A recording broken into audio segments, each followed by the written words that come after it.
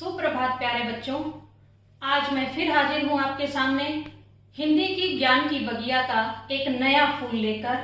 नाम है अलंकार। अलंकार कोई नया विषय नहीं है आपके लिए। अपनी पिछली कक्षाओं में आप अलंकार के बारे में काफी कुछ जान और समझ चुके हैं। आज हम इसी की पुनरावृत्ति करते हुए अपने पाठ को आगे बढ़ाएंगे। अलंकार, जैसा कि नाम से ही स्पष्ट है, अलम और कार। अलंकार दो शब्दों के मेल से बना है, अलम और कार। अलम का अर्थ है आभूषण और कार का अर्थ है सुसज्जित करने वाला या सजाने वाला। अर्थात जब भी कोई स्त्री या पुरुष अपने शरीर को सजाने के लिए किसी माध्यम का प्रयोग करता है, उसे अलंकार कहते हैं। जैसे कोई भी स्त्री या पुरुष अपने शरीर को सुंदर बनाने के लिए आभूषणों का प्रयोग करता है, तो उसे अलंकार कहते हैं। वो अपने शरीर को सजा रहे हैं। इसी प्रकार से कोई भी कवि अपनी कविता को सजाने के लिए, अपनी कविता में चमत्कार उत्पन्न करने के लिए अलंकारों का प्रयोग करता है। ध्यान देने योग्य बात यह है कि अलंकार केवल काव्य में पाए जाते हैं, गद्य की किसी भी विधा में नहीं। कई बार आप लोग इस बात को लेकर थोड़े परेशान हो जाते हैं और गद्य के भाग में भी आप किसी न किसी अलंकार को ढूंढने लगते हैं। इसलिए विशेष रूप से ये बात ध्यान रखिएगा कि काव्य पंक्तियों में अलंकार पाया जाता है, गद्य में नहीं। इसलिए कवि अपने काव्य की सुंदरता को बढ़ाने के लिए अलंकारों का प्रयोग करते हैं। अलंकार के भेद। अलंकार के मुख्यतः दो भेद माने जाते हैं। कुछ कुछ कवि ऐसे भी हैं जिन्होंने अलंकारों के 3 भेद माने हैं, लेकिन मुख्यतः अलंकार के 2 भेद हैं। पहला भेद है शब्द अलंकार। नाम से ही स्पष्ट हो रहा है, शब्द अर्थात जिन काव्य पंक्तियों में शब्द के आने पर चमत्कार उत्पन्न होता है, वे शब्द अलंकार कहलाते हैं। इस बात का विशेष रूप से ध्यान रखिएगा, यदि हम उन काव्य पंक्तियों से इन शब्दों को हटाकर, जो निश्चित शब्द कवि ने दिए हैं उनको हटाकर यदि हम वहां पर उसके किसी पर्यायवाची शब्द को रख देंगे, तो उसमें उत्पन्न चमत्कार समाप्त हो जाएगा। इसलिए शब्द अलंकार में केवल शब्दों के माध्यम से ही चमत्कार उत्पन्न होता है। दूसरा आता है अर्थ अलंकार। नाम से फिर से स्पष्ट है, अर्थ, जहां काव्य पंक्तियों के अर्थ को समझने के बाद, अर्थ के सामने आने के बाद चमत्कार उत्पन्न हो, वह अर्थ अलंकार कहलाते हैं। यहां शब्दों से मतलब नहीं होता, यहां कवि की पंक्तियों का पहले अर्थ समझा जाता है, उसके बाद उसमें अलंकार को ढूंढा जाता है। आइए अब हम शब्द अलंकार और अर्थ अलंकार के आगे के भेदों के बारे में पढ़ते हैं। ये भेद आपके लिए नए नहीं हैं, बहुत सरल भेद हैं। सबसे पहले हम इनके ऊपर चर्चा करते हैं। पहला है अनुप्रास अलंकार, दूसरा यमक, तीसरा श्लेष और चौथा है शब्द अलंकार में पुनरुक्ति प्रकाश अलंकार। ये बात ध्यान रखिएगा कि स्तर अनुसार हर अलंकार के अलग अलग भेद हैं। आपकी कक्षा के अनुसार हम 4 भेद करेंगे शब्द अलंकार के, लेकिन आगे जैसे जैसे कक्षा बढ़ती जाती है, जैसे जैसे आपकी शिक्षा का स्तर बढ़ता जाता है, अलंकारों के भेद भी इसमें और बढ़ जाते हैं। दूसरा आता है हमारा अर्थ अलंकार। अर्थ अलंकार में पहला है उपमा अलंकार, दूसरा रूपक, उत्प्रेक्षा, अतिशयोक्ति और मानवीकरण अलंकार। ऐसा नहीं है कि अर्थ अलंकार में केवल इतने ही अलंकार आते हैं, इसके अतिरिक्त और भी बहुत सारे अलंकार हैं, लेकिन हम आपकी कक्षा के अनुसार इतना ही करेंगे। आज के कालांश में हम शब्द अलंकार के सारे भेद और अर्थ अलंकार में केवल उपमा अलंकार ही करेंगे। आइए बच्चों, अब हम शब्द अलंकार को सबसे पहले अच्छी प्रकार से समझते हैं। सबसे पहला अलंकार आता है शब्द अलंकार में अनुप्रास अलंकार। अनु अर्थात बार बार या पीछे।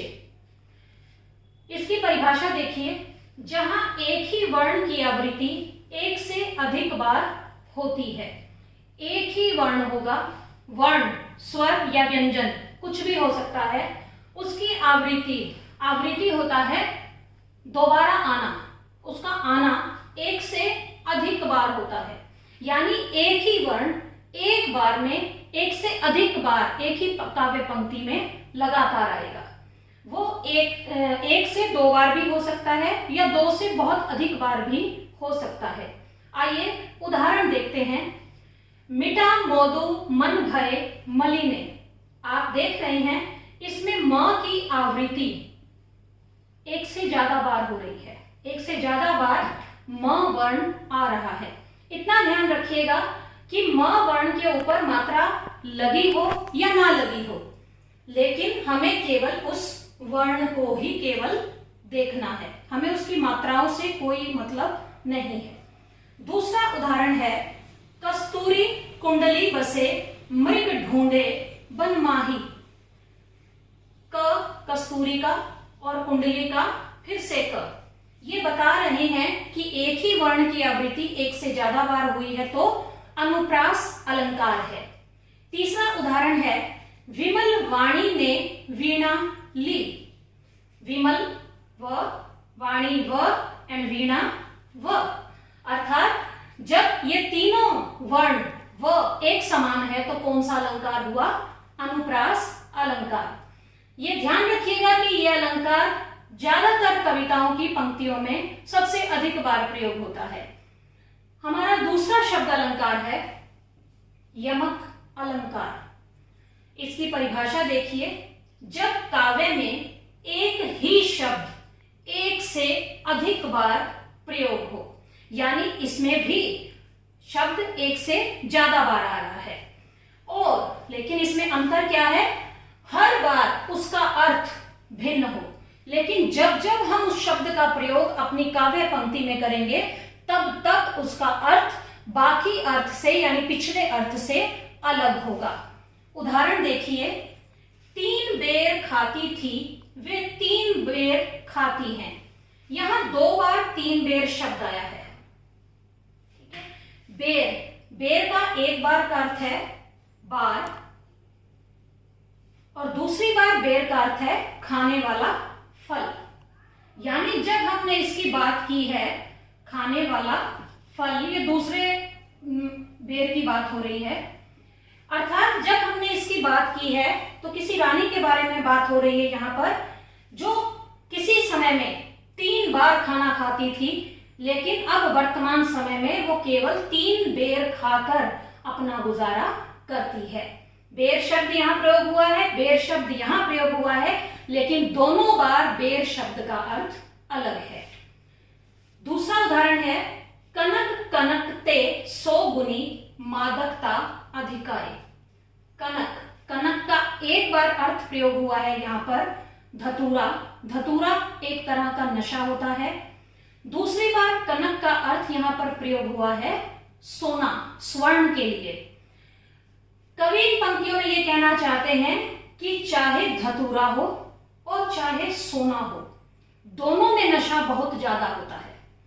उनका नशा इतना ज्यादा होता है कि यदि आदमी को धतूरा अधिक मात्रा में मिल जाए या अधिक मात्रा में वो अपने अंदर ग्रहण कर ले तब भी वो पागल हो जाता है, और उसे सोना कहीं से अधिक मात्रा में मिल जाए तब भी वो पागल हो जाता है। तीसरा उदाहरण है, सजना है मुझे सजना के लिए। ये किसी गाने की पंक्ति है, क्योंकि गाने भी जो है वो सबसे पहले कविताओं का ही रूप होते हैं, इसलिए यहां पर इस पंक्ति को लिया गया है उदाहरण समझाने के लिए। यहां पर 2 बार सजना शब्द का प्रयोग हुआ है। सजना है मुझे, पहली बार सजना का अर्थ है सजना है, यानी अपने आप को तैयार करना है, सुंदर बनाना है, संवारना है। मुझे सजना के लिए, सजना यानी साजन, उसका प्रियतम, तो दोनों बार यहां पर सजना शब्द का अर्थ अलग आया है। इससे यही स्पष्ट होता है कि एक शब्द एक से ज्यादा बार तो आ रहा है, लेकिन अनुप्रास अलंकार की तरह हमें यहां पर कोई वर्ण नहीं ढूंढना, हमें केवल क्या करना है, हमें उसके अर्थ को समझना है और दोनों बार अर्थ उसका अलग आने पर ही अनुप्रास अलंकार होगा। इसके बाद हम अगला उदाहरण करेंगे अपना। तो आइए अब हम अपने अगले शब्द अलंकार के बारे में जानते हैं। अगला अलंकार है श्लेष अलंकार। श्लेष, इसका अर्थ होता है चिपकना। परिभाषा देखिए, काव्य में जहां एक शब्द के साथ उसके अनेक अर्थ चिपके हों, अर्थात शब्द केवल एक ही होगा लेकिन उसके अर्थ हर बार अलग अलग लिए जाएंगे। पहला उदाहरण है, भिखारिन को देखकर पट देत बार बार।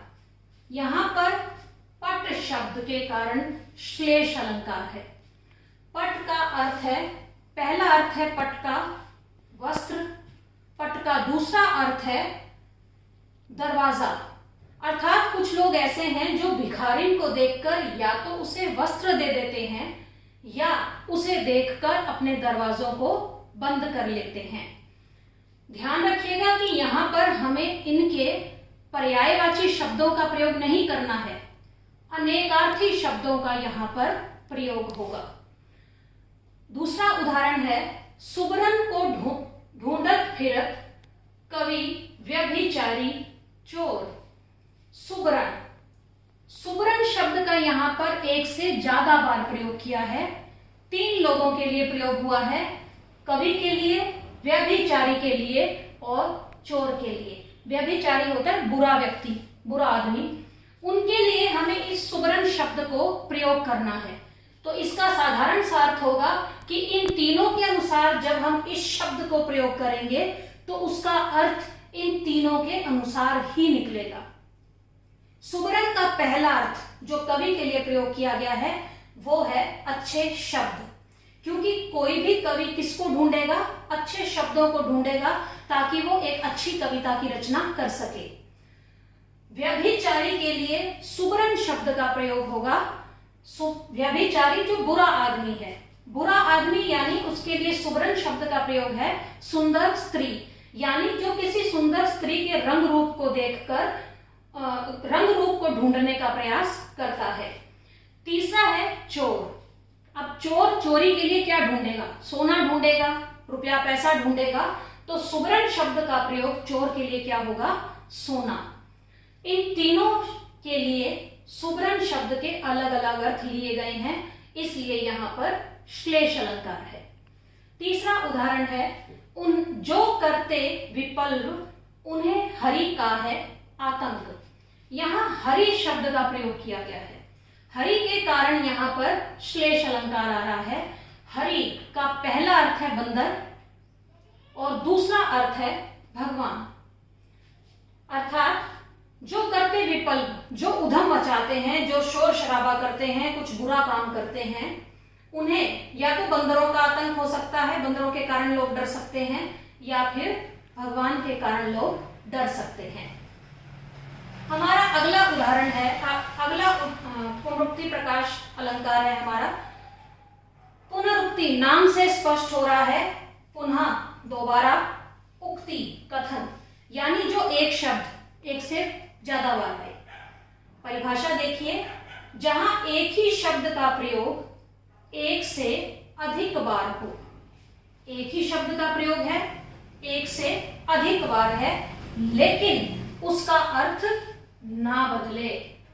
विशेष बात क्या है इसमें कि उसका अर्थ किसी भी तरह से बदलना नहीं चाहिए। ध्यान रखिए, हमने अनुप्रास अलंकार में वर्ण का एक से ज्यादा बार प्रयोग पढ़ा था, लेकिन यहां पर हमें शब्द का एक से ज्यादा बार प्रयोग करना है। विशेष बात केवल यह है कि अगर जिस शब्द का भी हम प्रयोग कर रहे हैं उस शब्द के दो अर्थ, दो अलग अलग अर्थ नहीं होने चाहिए, उसका वही अर्थ होना चाहिए। उदाहरण देखिए, फेरी फेरी वर्षा की ऋतु आई। फेरी फिर यानी दोबारा, फिर वर्षा की ऋतु आई है।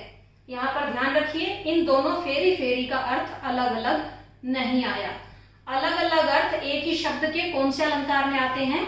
यमक अलंकार में, जहां शब्द एक होता है लेकिन उसके शब्द एक से ज्यादा बार होता है और उसके अर्थ अलग अलग आ जाते हैं। तो यहाँ पर क्या है? फेरी फेरी शब्द है, इसका मतलब यहाँ पर फिर, फेरी फेरी का यहाँ पर क्या अर्थ है? फिर या दोबारा। इसका अर्थ नहीं बदला है, अर्थ वही रहे हैं। अगला उदाहरण देखिए, जोड़कर कण कण कृपण आकाश ने तारे सजाए। कण कण, ये दो शब्द एक जैसे आए हैं।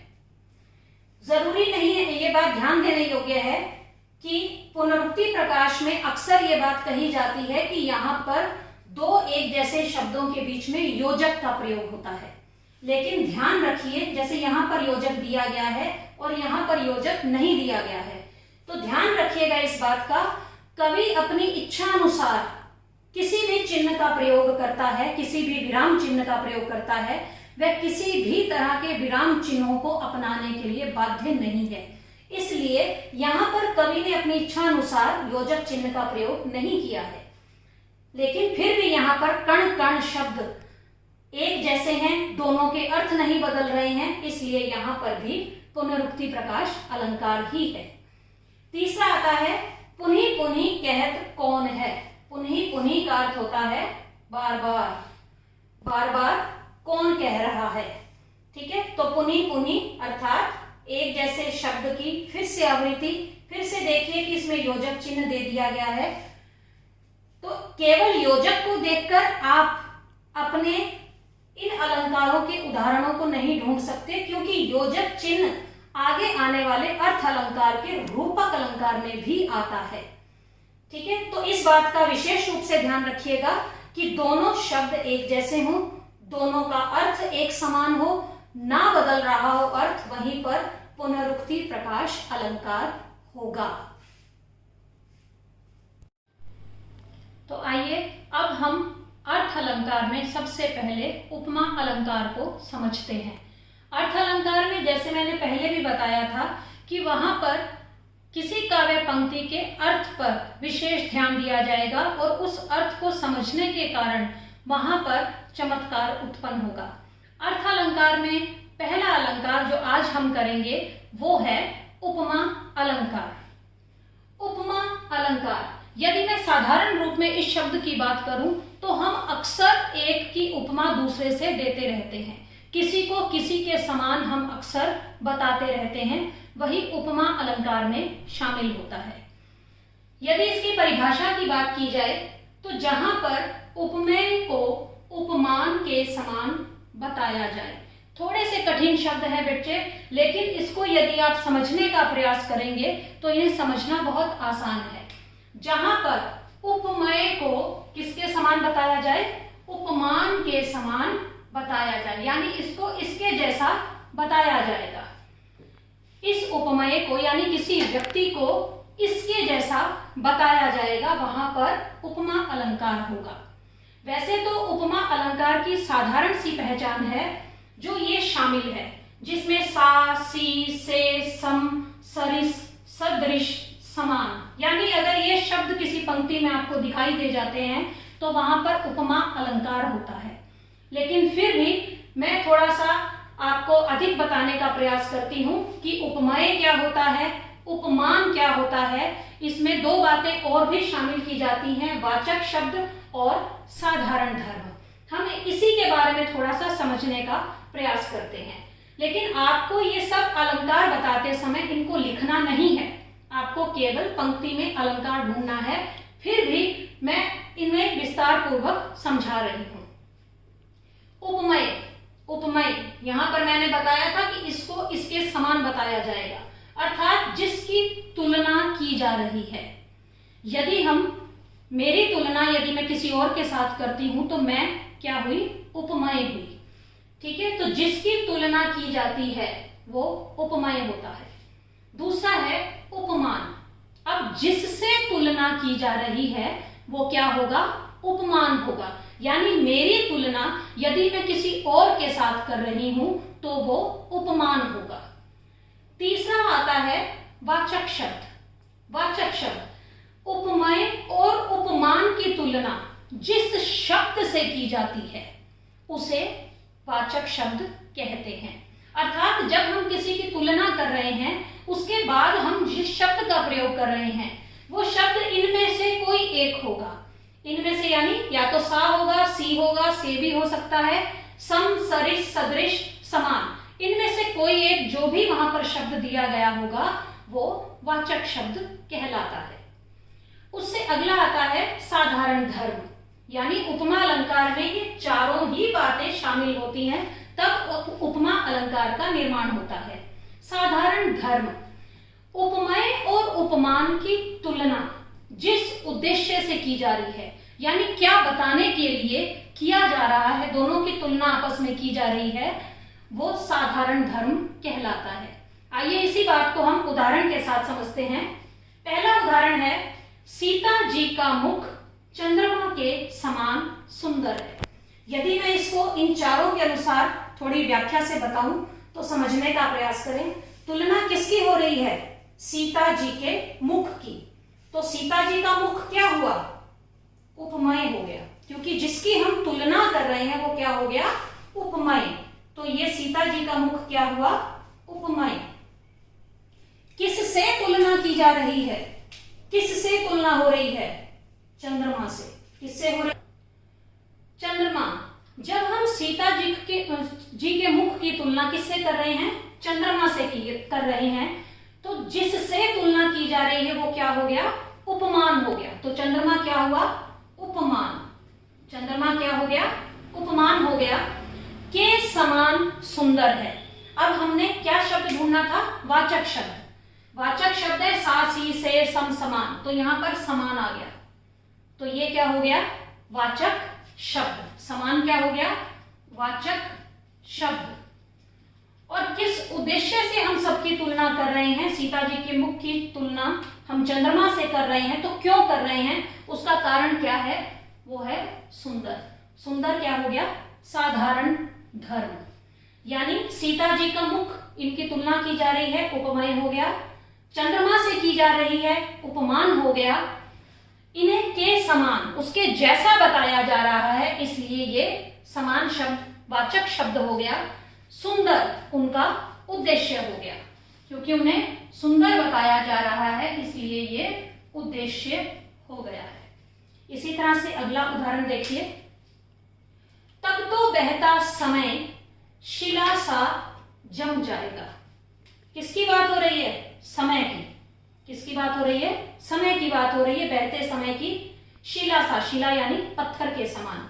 सा आ गया है, पता लग रहा है कि उपमा अलंकार का प्रयोग हो रहा है, और जम जाएगा ये उद्देश्य बताया जा रहा है। तीसरा उदाहरण है, निर्मल तेरा नीर अमृत सम उत्तम है। नीर यानी पानी, गंगा के पानी की बात हो रही है। किसके समान है? अमृत के समान है। क्या है? उत्तम है।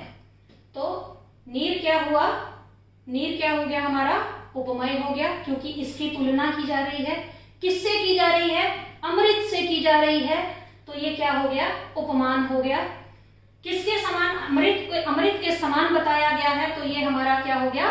वाचक शब्द हो गया है। सम। सम क्या हो गया है? वाचक शब्द। और हमारा उद्देश्य क्या हो गया है? उत्तम।